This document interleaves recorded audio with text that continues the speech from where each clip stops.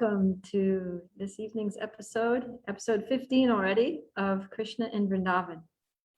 So today we're going to look at Krishna and his friends, Krishna, Balarama, and the cowherd boys playing in the forest of Vrindavan and the summer season in Vrindavan, and also Balarama killing the demon Pralambasura. So let's sing our song. Krishna, Krishna, Krishna, Krishna, Krishna, Krishna, Krishna, hey. Krishna, Krishna, Krishna, Krishna, Krishna, Krishna, Krishna, hey. Krishna, Krishna, Krishna, Krishna, Krishna, Krishna, Rakshamam. Krishna, Krishna, Krishna, Krishna, Krishna, Krishna, Pahimam. Rama, Raghava, Rama, Raghava, Rama, Raghava, Rakshamam. Krishna Keshava, Krishna Keshava, Krishna Keshava, Pahimam. That song doesn't give you a chance to breathe. Om Namo Bhagavate Vasudevaya. Om Namo Bhagavate Vasudevaya. Om Namo Bhagavate Vasudevaya. So we're reading from Canto 10, chapter 18, entitled Lord Balaram Slays the Demon Pralamba. So yesterday we heard the pastime of the forest fire, the first forest fire that raged there through Vrindavan on the banks of the Yamuna after Krishna chastised Kaliya. So the reason that forest fire got to be so big, and the reason that it started was because it was the summertime. And summertime in Vrindavan is very dry. Like India has a kind of a tropical climate patterns where they'll get a monsoon for 2 months, 2 or 3 months of the year, where it will just rain heavily almost every single day. And then that's like starts in June, July, and goes until August or so, August, September. And then after that, for like 9 or 10 months of the year, there'll be no rain, zero. And so by the time it comes around, and then May, like April, May, and June are really hot, especially May and June. So by the time it gets to those summer months, it's so dry already. And then the heat is just scorching. And so dry and heat and wind and forest fire. So that forest fire happened. Of course, that particular forest fire we saw wasn't an ordinary forest fire, but it was a demon in the form of a forest fire. But it was kind of seasonal to have forest fires, just like we have them out in California. But yeah, so this starts off describing the summer season a little bit. And it says that generally the summer season, especially in India, is not very pleasing to embodied souls. It's actually very difficult for the material body to withstand those temperatures. Sometimes it gets up to, not sometimes, generally speaking, it gets up to like between 45 and like high 40s Celsius, which is like 110, 120 degrees Fahrenheit, like super duper hot. And it'll just like every day, it'll just be that hot for weeks on end. And at night, it might get down to a low of 100. So it's just, there's no relief from the heat. And you go outside, people have AC in their house. If you go outside, it's like just, what I always felt, because I spent a couple of summers in Vrindavan, is that, when you open up the oven door to see if the cookies are ready and that heat hits you, it's like, it feels like you're getting your eyebrows scorched off. That's how it feels when you walk out your front door in the middle of the day in Vrindavan in the summertime. So it's really hot, and there's a hot wind that just like dries you, so that like you blink and you have to keep blinking, otherwise the surface of your eyes will dry out. It's pretty intense. So yeah, best to go to Vrindavan not during the summer, unless you like that kind of heat. You don't. You do everything either in the early morning, like before 10 a.m. or in the evening after 6 p.m. or so. And then in the middle of the day, everybody just goes in the house, closes the doors, closes the curtains, don't let a single drop of sun enter your house. And if you have AC, you're doing well, especially if the electricity is working. Otherwise, you're just suffering. The temples, yeah, I mean, it's hot. You can, but the temples don't have AC, they're open. But because it's like marble and it's sheltered and shady, it's it's cooler than outside, but it's still hot. Okay, so but it says here that because Krishna and Balaram were living in Vrindavan, then even though it was the summer season, Vrindavan had the qualities of spring. And then it describes how there were waterfalls. And because there were so many rivers and so many waterfalls cascading down Govardhan Hill, then the breeze would carry the mist from the waterfalls all over the land. And that would sort of, just irrigate all the land. And so there was green grass, which you don't see in Vrindavan in the summer. It's just really, everything's kind of brown. Yeah, so there's green grass, and it talks about the crickets are making their noises, and the rivers also still flowed with water. So and sometimes the waves of the rivers would kind of go over the banks. So the banks of the river were muddy, and sometimes it overflow into the land, and that would make, everything green and lush, even though it was summertime. So, yeah. And it says here, I'm reading text 5, the wind wafting over the waves of the lakes and flowing rivers carried away the pollen of many varieties of lotuses and water lilies, and then cooled the entire Vrindavan area. Thus, the residents there did not suffer from the heat generated by the blazing summer sun and seasonal forest fires. Indeed, Vrindavan was abundant with fresh green grass. With their flowing waves, the deep rivers drenched their banks, making them damp and muddy. Thus, the rays of the sun, which were as fierce as poison, could not evaporate the earth's sap or parch its green grass. Flowers beautifully decorated the forests of Vrindavan, and many varieties of animals and birds filled it with sound. The peacocks and bees sang, and the cuckoos and cranes cooed. Intending to engage in pastimes, Lord Krishna, the Supreme Personality of Godhead, accompanied by Lord Balaram and surrounded by the cowherd boys and the cows, entered the forest of Vrindavan as he played his flute. Yeah, it's also described that when it was hot like that, Krishna and his friends, and sometimes Krishna and the gopis, would go into the caves of Govardhan Hill, because the caves were like deep and shady. And also inside the caves, there were springs that would bubble up, like cool springs. So, like even though it's really hot in Florida in the summer, if we go to any of the springs, like Blue Springs or anywhere, the water's always really cold, like ice cold. So inside these caves, there were these cold springs that would make water, and then it would flow like a little river. So the caves were always like really nice and shady and cool. So they would go in there and hang out during the middle part of the day. So the boys would go to the forest, decorating themselves with newly grown leaves, along with peacock feathers, garlands, clusters of flower buds, and colored minerals. Balaram, Krishna, and the cowherd boys danced, wrestled, and sang. So we were hearing before, just before the killing of Dhenukasura, we were hearing some cowherd boy forest pastimes, and now we're going to hear some more. So it says, as Krishna danced, some of the boys accompanied him by singing, and others by playing flutes, hand cymbals, and buffalo horns, while still others praised his dancing. So Krishna likes to dance. And when Krishna dances, all the boys are like, oh yeah, Krishna's going to dance. And so they start playing music to get Krishna to really get dancing. And then they dance with him.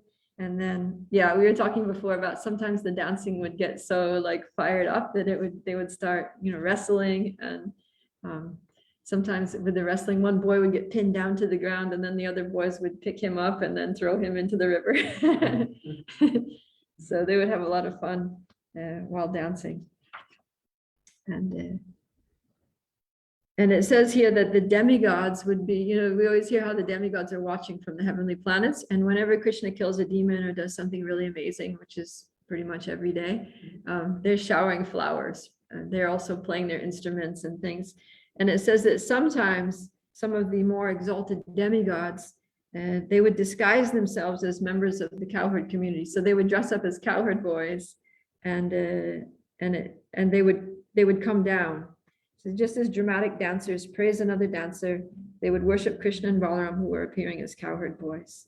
So the demigods would try to join in the fun. Not that they wouldn't be able to very intimately interact with Krishna as like his peers, but at least they would observe. They would kind of like be on the sidelines and praising him. And because the demigods understand that he's the supreme personality of Godhead, so they would go down there not to play with him, but to worship him. But because they were cowherd boys, then they kind of fit into the scene. Nobody really questioned them. Yeah, Evan?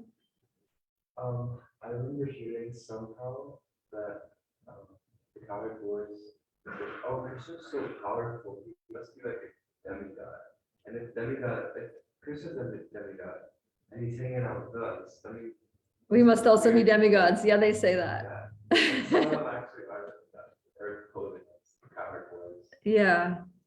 Yeah. I mean, in fact, the actual cowherd boys are more exalted than the demigods. But yeah, from their point of view, they consider that Krishna is an ordinary boy. We're all ordinary boys. We're just cowherd boys. We're just playing, just having fun.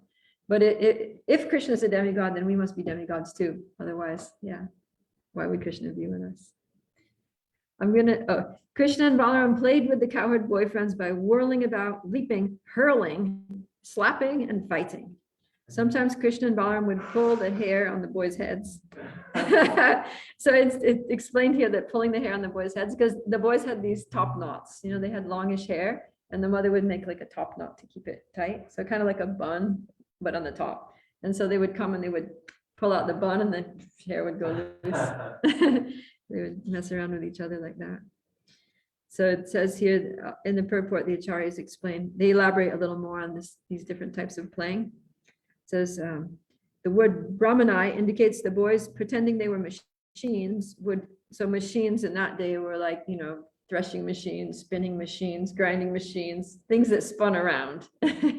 So pretending they were machines, they would sometimes whirl about until they became dizzy.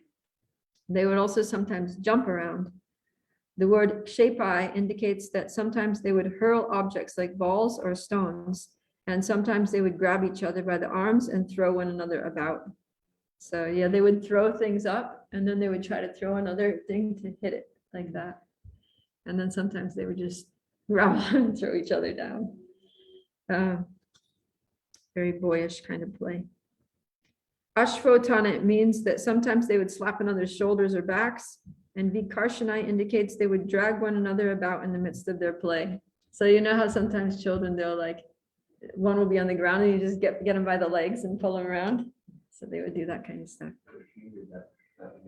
What's that? That sentence? Yeah. Vikarshana indicates they would drag one another about in the midst of their play. Ashvotama means that sometimes they would slap one another's shoulders or backs. Hey! Yeah, exactly. Yeah, and when I was teaching at this school in Mayapur, all the ashram boys, they were really like, kind of like they had this brotherly sort of affection because they lived together.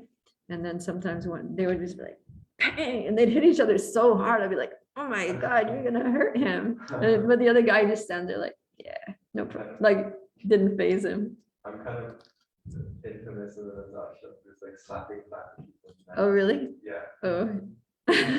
Okay, you like that one then. That's why you wanted me to repeat it. The word niyudena, arm wrestling. Oh, by the word niyudena, arm wrestling and other types of friendly fighting are indicated. And the word kaka paksha daro means that Krishna and Balaram would grab the hair on the other boys' heads in a playful manner. This is text 12 of chapter 18. So, so there were different kinds of boys too.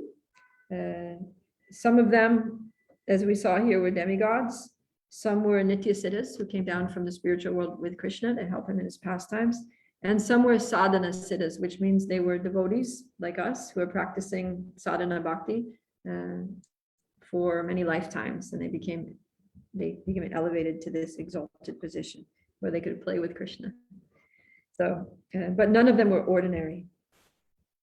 And then amongst the cowherd boys, there are also different types of cowherd boys that some of them have just what's called pure friendship. They're just like, they're kind of like equals with Krishna in age, and they're just friends. And then others are a little older than Krishna, and they have somewhat of a parental relationship. Like they kind of want to take care of Krishna, protect him, and stuff like that.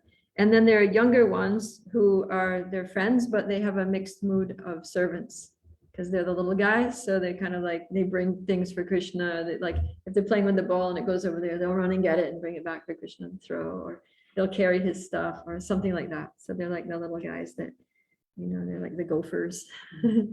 So some of the names of the cowherd boys who were in pure friendship, the same age, were Sridham, Sudam, Dama, Vasudama, Stoka Krishna, Bhadrasena, Kinkar, Anchil, Vedasi, Pundarik, Vitanka, Kalavanku, and Madhumangal.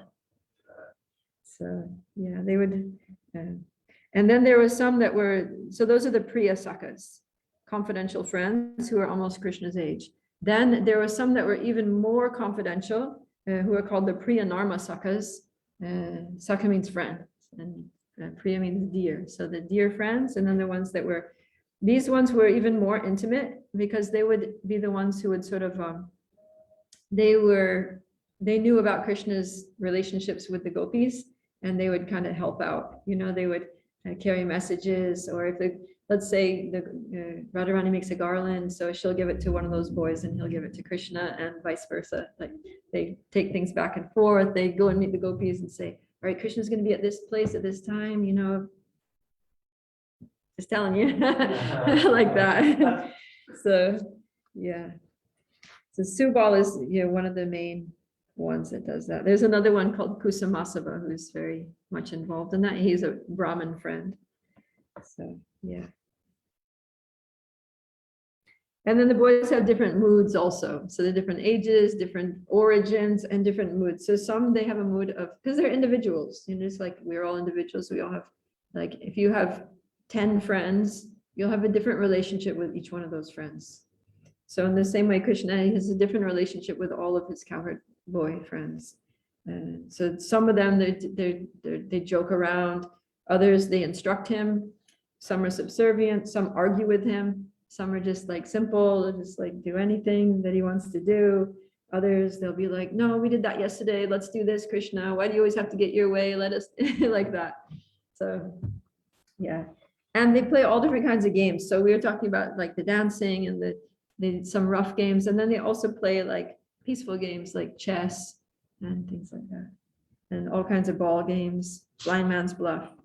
So these games that Krishna plays with the cowherd boys are the origins of all kinds of games. If you look at the kinds of games that people play, it's basically like Krishna's games, you know, or different extrapolations on the concepts of the games that Krishna would play with the cowherd boys. So all this fun was going on. And it says here that while the other boys were dancing, Krishna and Balaram would sometimes accompany them. So sometimes it was Krishna dancing and the boys playing music. Sometimes it was the boys dancing and Krishna playing music. And then Krishna and Balaram would praise the other boys, tell them, very good, keep dancing, you're doing great. So they would encourage each other like that. And it says here, sometimes the cowherd boys would play with bilva or kumbha fruits, and sometimes with handfuls of amalaka fruits. At other times, they would play the games of trying to touch one another or trying to identify someone who is blindfolded. And sometimes they would imitate animals and birds. So they would put the blindfold on one boy, and then another boy would stand in front, and just by like feeling his face and stuff like that, he'd have to guess who it was. Play that game. Where did they have to watch your cow? Yeah, well, I was just reading here that just like Ambarish Maharaj, he was a king, but he was a devotee. So Ambarish Maharaj, he wasn't really interested in managing the kingdom, even though that was his responsibility. He would just basically devote all of his time to his bhajan, to his chanting and reading the scriptures and worshiping Krishna, worshiping his deity. And he would just delegate all his duties to his assistants. But still, everything went on perfectly because of the strength of his bhajan, because of his worship of Krishna was so pure and so, you know, devotional. Then by Krishna's grace, the kingdom just was managed. You know, there were no managerial problems. So in the same way, Krishna and Balarama were totally absorbed, and all the boys were just totally absorbed in playing. But because the objective of their playing was to give pleasure to Krishna. Yes, everybody just wanted to, give pleasure to Krishna in this Sakya Ras. And so even though they didn't really give much attention to taking care of the cows, and Krishna, even though he's the Lord, he doesn't give any attention to maintaining the universe, material universe, as he's just playing. But Krishna has many assistants. So Krishna delegates his incarnations and expansions to take care of the universe. And just by Krishna's different energies, then all the cows were being taken care of. Although we did hear that sometimes the cows wander off. So there are incidents, but that's just to create another pastime for Krishna. So, yeah. All right, the description goes on. They would sometimes jump like frogs, sometimes play various jokes, sometimes ride in swings, and sometimes imitate monarchs. So Vishwanath, the part about imitating monarchs, says that in Vrindavan, there was a particular place on the riverbank where people who wanted to cross would pay a tax.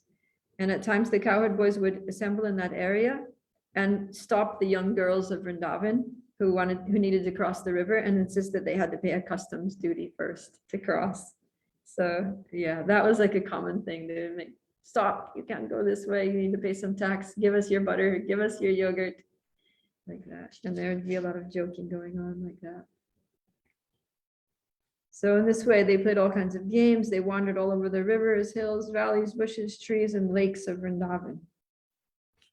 Okay, so all these fun pastimes were going on. But meanwhile, remember, there's Kamsa over there in Mathura, and he is very worried because he's been told that Krishna is going to kill him, and he doesn't know where Krishna is. He's not even sure who Krishna is, but somehow or other, his whole life's purpose now is just to find Krishna and kill him. But so he's already sent a few demons to Vrindavan. He sent Putana, Shakatasura, Agasura, Vatsasura, Dhenukasura was there, and they've all been polished off neatly by Krishna. So now Kamsa is just sitting on his throne, feeling totally dejected with his head down like this, like, oh no, I tried my best to kill this Krishna, and just nothing is working. And he's starting to lose hope and think that like there's nothing he can do to avert his impending death. And so then Pralambasura comes and says, Kamsa, what's wrong? And then Kamsa, it's like, yeah, I sent all these demons, they're all dead, and I'm gonna be dead. And Pralambasura, he's confident. He says, don't worry, just give me a few hours and I'll finish them all off. And then Kamsa said, he didn't even lift up his head. He was still just like as dejected as before. He said, forget it, you're just gonna be like a fly flying into the fire, just an insect flying into the blazing fire. But Pralambasura thought that he was very intelligent. So he said, no, because the other demons, they went there and attacked Krishna. But I'm not going to directly attack Krishna in a mood of enmity, but I'm going to try a different approach. I'm going to go there, I'm going to dress up as one of his friends, and I'm going to enter into their play, and that way I'll get his trust. So when he trusts me and then he's not expecting it, then I'll just kill him, no problem. He's not even going to know who I am. He's just going to think that I'm one of the boys. So then on this particular day, there was one boy who, for whatever reasons, he didn't go out. He had to stay home and do some things at home. His parents kept him home.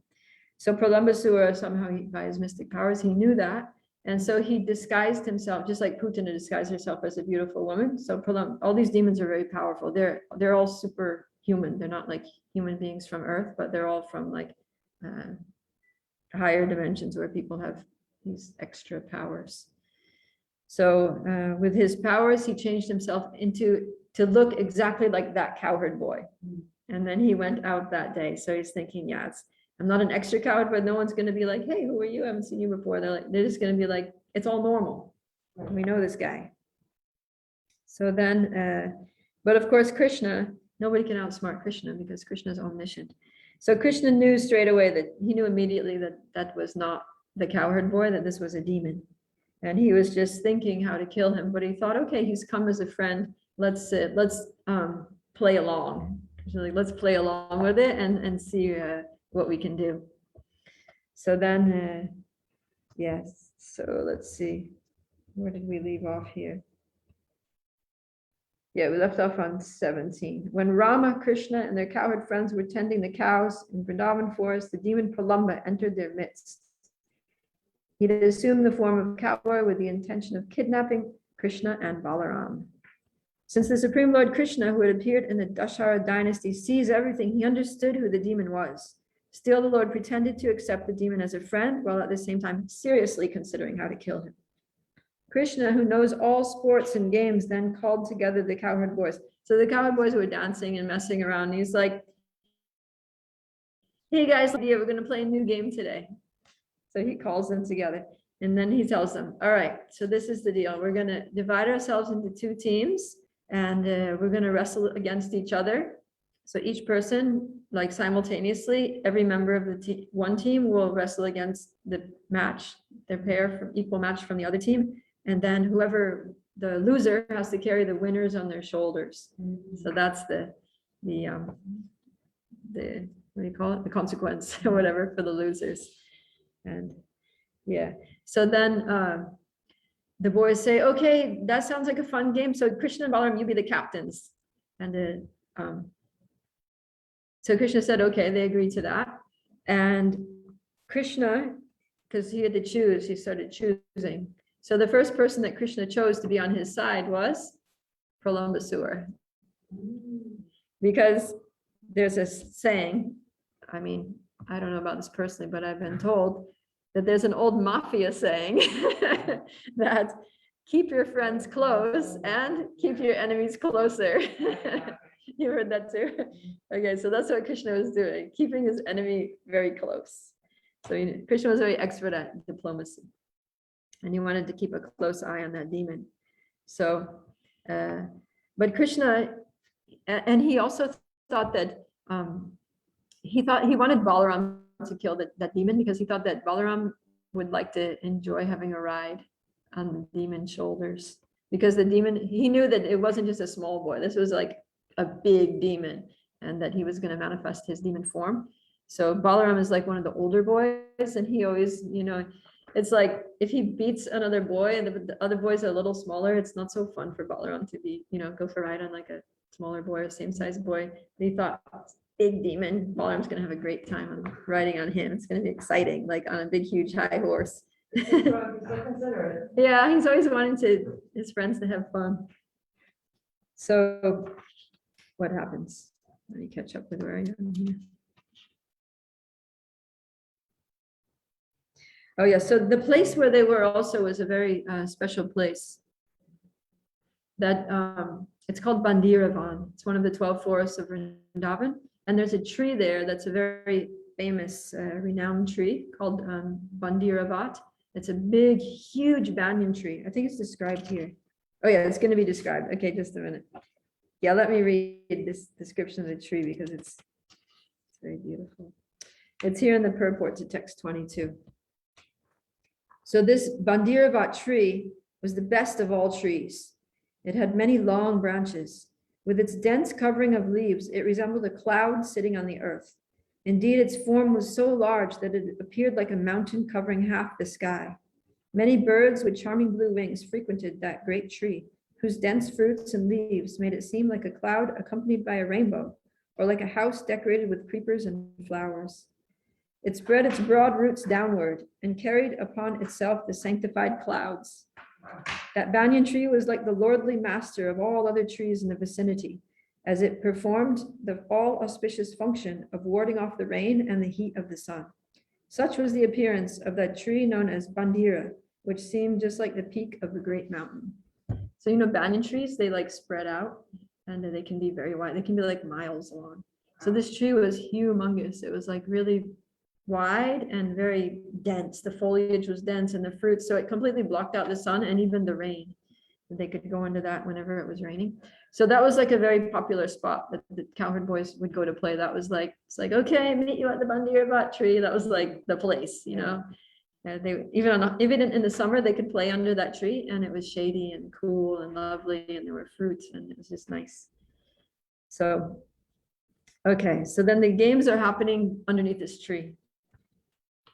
He says, when Sridham, Vrishabha, and the other members of Lord Balaram's party were victorious in these games, Krishna and his followers had to carry them. So look, Krishna lost. He lost against his opponent. And Krishna had to carry Sridham. Defeated, the Supreme Lord Krishna carried Sridham. Vajrasen carried Vrishabha, and Pralamba carried Balaram, the son of Rohini. So yeah, the questions raised here in the purport that one may wonder, how is it that Krishna can be defeated? So it says the answer is that God has a most playful nature and occasionally enjoys submitting to the strength or desire of his loving friends. So just like a father may sometimes fall down on the ground when struck by his beloved little child. So just to give the child pleasure. So Krishna, just to give pleasure to his friends, sometimes he becomes defeated by them. And so Sridham got to ride on Krishna's shoulders. It says Sridham agreed to ride on Krishna's shoulders just to please his beloved friend, who happened to be the Supreme Personality of Godhead. So Sridham was thinking that Krishna is going to actually enjoy carrying me. So he thought, yeah, I'll just beat him and then he can carry me because he wants to carry me. So like that, they're always thinking of how to please the other one. Who's that there? Gauranga Jai Gauranga has their hand up. Haribo Prabhu, this is me. Sorry, I missed that Wait, part. I think I have to turn. Yeah, just pause because I need to turn on my speaker. Okay, go ahead. Hare Krishna Prabhu, this is me. I missed that part. What happened to Balarama before Krishna is losing with the enemy and he is carrying the Sridham? What happened to Balaram before that? So Balaram's wrestling with Pralambasura, and Balaram wins. That's all. It doesn't describe their wrestling. It just describes that Balaram won. And so now Pralambasura has to carry Balaram on his shoulders. Okay. Okay, thank you. Sorry, I missed the part. Sorry, I'm sorry. No, it's okay. We didn't actually get to that part yet. We're getting to it now. So, yeah. So that's where we are now. Text 25. So Pralambasura, now Pralambasura has got Balaram on his shoulders, and he's thinking, I can understand that this Krishna is very powerful. So if I stay near him, it's going to be hard for me to kill even Balaram. So let me carry Balaram far away. So the rules of the game were that the losers had to carry the winners on their shoulder, but they would carry them not, indefinitely, but they would carry them to the end of the tree. It was like a long, the tree was wide. So they would carry it to the last branch of the tree and then come back. So they were running, and then Pralamba, he kept running. He ran way past the tree, across the field, into the next forest, down the path. And so then Balaram, he was like, okay, this is not too cool. And then Balaram made himself heavy. He made himself really heavy so that Pralambasura had to slow down. And then because of the weight of Balaram, then Pralambasura wasn't able to carry him and also at the same time maintain his disguise. So he started manifesting this huge, demon form. It's really like quite astonishing demon form. And it says that when Lord Balaram, who carries the plow, saw the gigantic body of the demon as he moved swiftly in the sky. So now,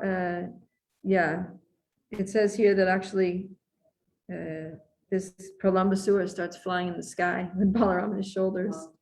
And the demon has blazing eyes, fiery hair, terrible teeth reaching toward his scowling brows, and an amazing effulgence generated by armlets, crowns, and earrings.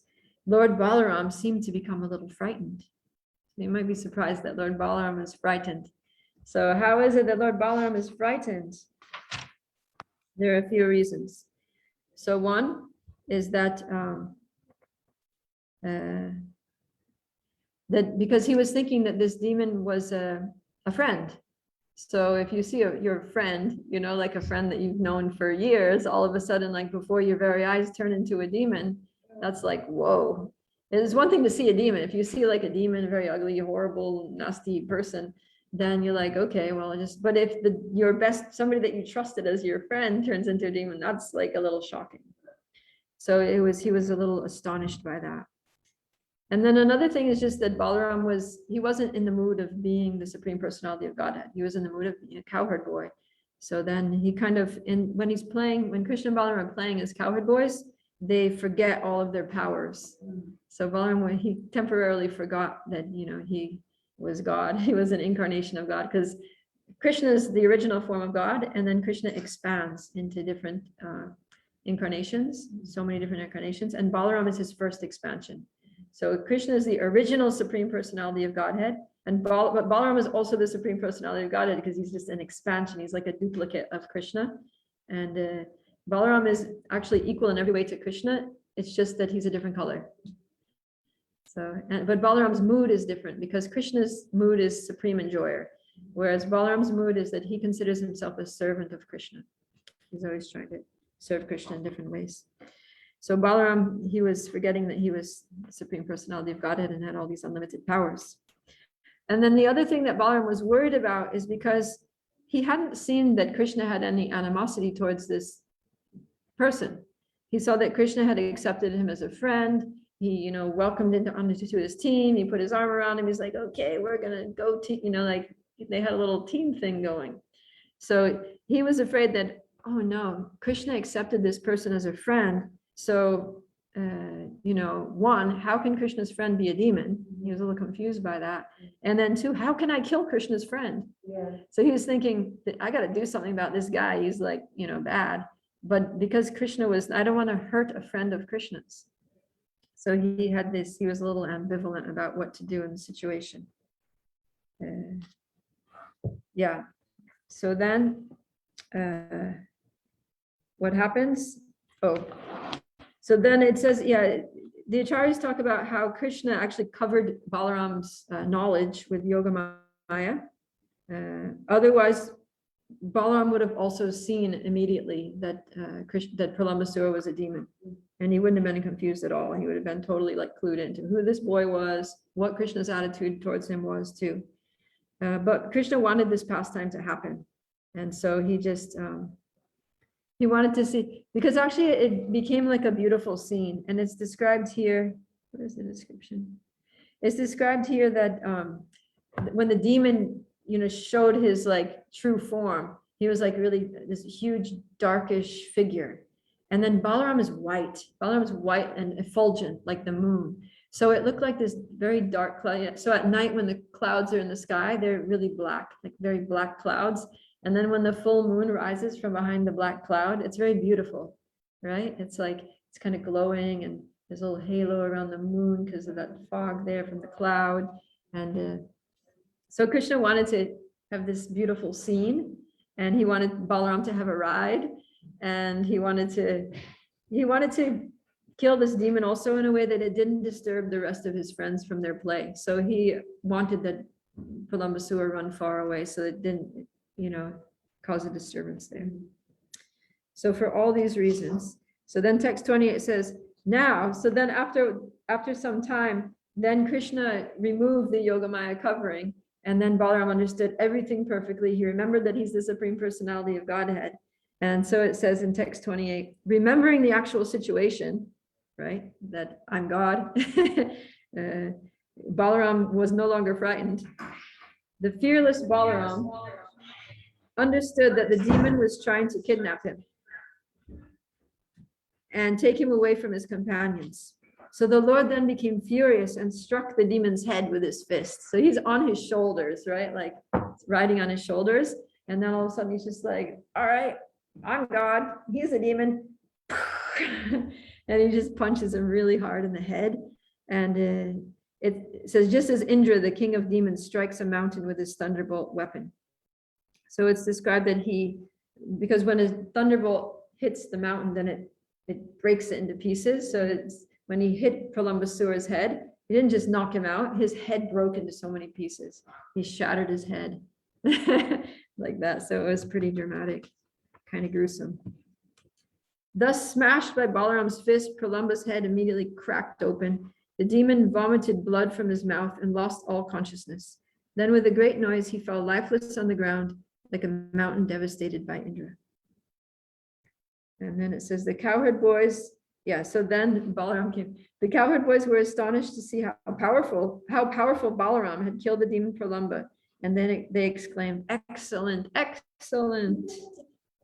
They offered Balaram profuse benedictions and then glorified him who deserves all glorification. Their minds overwhelmed with ecstatic love, they embraced Lord Balaram as if he had come back from the dead. And again, the demigods were happy. They showered flowers on Balaram and praised the excellence of his deed.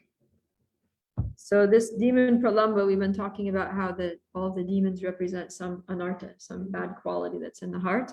And actually by hearing these pastimes, we get purified of the very anarthas that these demons represent. So it's very helpful for us in our progress in bhakti to hear Krishna's pastimes. So the anartha that Pralamba represents is, I have it here. I have it.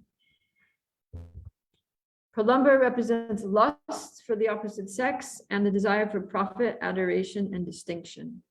So profit, adoration, and distinction are sometimes called subtle sex life, because it's all about like being in a position where everybody adores you, everybody, loves you, worships you. So kind of gross and subtle sex desire. And Balaram represents the spiritual master. So the fact that Balaram kills this demon is significant in that it shows that it's with the help of the spiritual master, with the instructions of the spiritual master, the guidance and the mercy, then we can overcome these, very strong material desires. Out of all the material desires, sex desire is one of the strongest. And then these subtle forms are even more deep-rooted. So even if one can remain, physically celibate, but it's hard to give up the desire to be, adored and to be distinguished from others, like to be better than others, to be like recognized as being somebody really super special and wonderful above everyone else. So Pralamba represents that. And with the help of the spiritual master, then we can overcome that. And just be a humble devotee in Krishna consciousness and appreciate the good qualities of others and make very fast spiritual advancement. Yes. It's somewhat unclear to me how these demons represent. How does Well, one way is that, like, see how he comes in disguise. So these material desires, like lust in its different forms, sometimes comes in disguise, like we don't recognize it. We mistake it to be love, or we mistake it to be, like in the case of, wanting profit, adoration, or distinction, we mistake it for just wanting to increase our service or something, but we sometimes we're not even aware of our hidden motivations. We think, oh yeah, I want to have a position, I want to have responsibilities, I want to do more service, I want to wake up earlier. And sometimes our motivation is not just to please Krishna or to, advance in bhakti, but it's to, to be recognized, to be like, so that others will see us and think, oh wow, this person's a really amazing devotee, and this person's like really a cut above the rest, kind of thing. So they sneak in. What's that? Just like on a higher, that you want to be seen as being on a higher level than others. Yeah.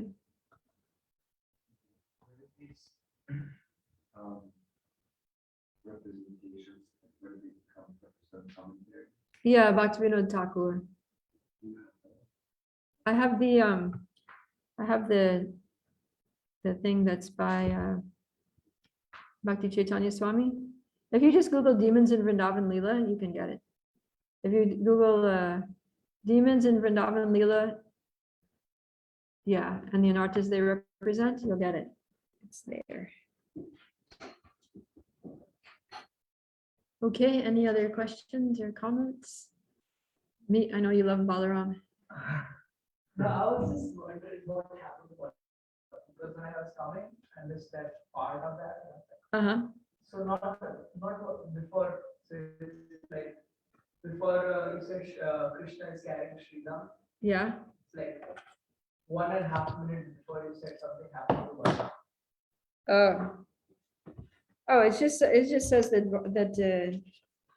Pralambasura carried Balaram. Yeah. Before that. The Supreme Lord Krishna carried Sridham, Bhadrasen carried Vrishabha, and Pralamba carried Balaram, the son of Rohini. Okay. That's all. Before that, they were just playing games, right? Yeah, and before that, the verse before that is when Sridham, Vrishabha, and other members of Lord Balaram's party were victorious in these games, Krishna and his followers had to carry them. Okay. So basically, it was that Krishna's team lost, the whole team lost, and Balaram, it wasn't an individual thing, but it was it was the team. So Krishna's team lost, Balaram's team won, so everyone on Krishna's team had to carry, the person on Balaram's team. That's how it was. Next to the tree, like at the tree, not after the tree. Yeah, they were Certain supposed, distance. yeah, there was a certain distance just under the tree, but then Pralamba was afraid. I mean, it's kind of ridiculous because he's thinking, I'll go there and kill Krishna. Because Kamsa's not worried about Balaram, he's worried about Krishna.